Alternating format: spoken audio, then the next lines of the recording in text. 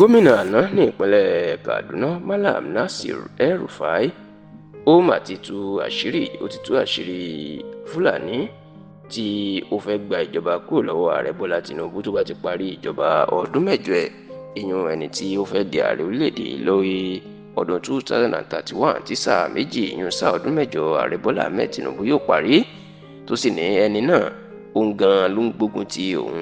nínú ìjọba Tinubu, tó sì ń gbógun ti gbogbo Haúsá tó bá ti gbọ́ pé wọ́n lẹ́nu wọ́n sì lè ta òun lẹ́nu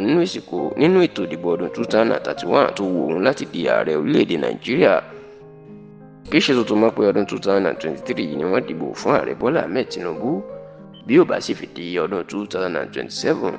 sáà ìdìbò àkọ́kọ́ ẹ̀ yóò parí, ìyẹn sáà ọdún mẹ́rin tó fi ṣèjọba yóò tẹnubẹ́po bẹ́ẹ̀ lètò ìdìbò míì yóò wáyé. ṣùgbọ́n tí ọ̀pọ̀ èèyàn gbàgbọ́ pé ọdún mẹ́jọ ni Tinubu yóò lò,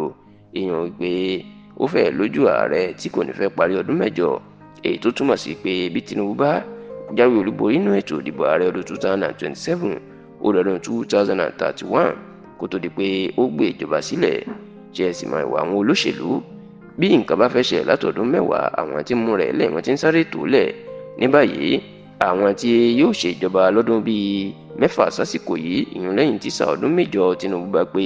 wọ́n mà ti ń múra lẹ̀ wọ́n ti ń sáré kiri láì tiẹ̀ tí ìmẹ́ni tí ó wà láyé ní ìgbà náà. àwọn olóṣèlú Fúlàní àti Haúsá iná sì ń sáré kiri pé bí Tinubu bá ti gbé ìjọba sílẹ̀ àwọn làwọn fẹ́ gbà, àwọn sì làwọn fẹ́ kí ó ṣàtìlẹ́yìn fún. ṣáà nígbà tó ń sọ̀rọ̀ lórí eléyìí nínú ìfọ̀rọ̀wérọ̀ tó ṣe lórí tẹlifíṣàn Arise TV lọ́jọ́ Ajé tí í ṣe ọjọ́ Monday ọ̀sẹ̀ tá a wà nínú ẹ̀ yìí, Malam Nasir El-Rufai tó gbé ìjọba ìpínlẹ̀ Kaduna sílẹ̀ nínú ọdún 2023 jẹ́ kó di mọ̀ pé olùdámọ̀ràn lórí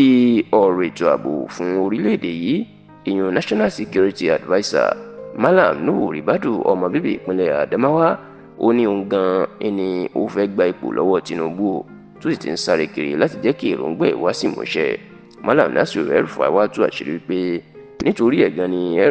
Ribadu fi ń gbógun tòun. ó ní gbogbo ìdààmú tí wọ́n ń gbé tòun báyìí ní ìpínlẹ̀ Kaduna tí gómìnà ìpínlẹ̀ Kaduna gómìnà Uba Sani tó fi ń fàyè ní òun àtàwọn ọmọlẹ́yìn òun lára tí wọ́n ń parọ́ mọ́ òun pé òun jẹ́wọ̀lú. ó ní Malam Nuhu Ribadu ló wà lẹ́yìn ẹ̀. ó ní ó wòye pé bí ètò ìdìbò ọdún 2031 bá dé, àwọn Haúsá àti Fúlàní tó lẹ́nu tó lè gbéná wojú òun tí ò ní jẹ́ kó ń di ààrẹ tí wọn yóò bóun dupò náà. ó ní ó rí òun gẹ́gẹ́ bí ọ̀kan pàtàkì, bẹ́ẹ̀ ló ní gbogbo àwọn tó tún rí náà ìlú fẹ́ mú kúrò lọ́nà láti lè jẹ́ kí ipò ààrẹ ọdún 2031 kó bọ́ sí i lọ́wọ́ nírọ̀rùn.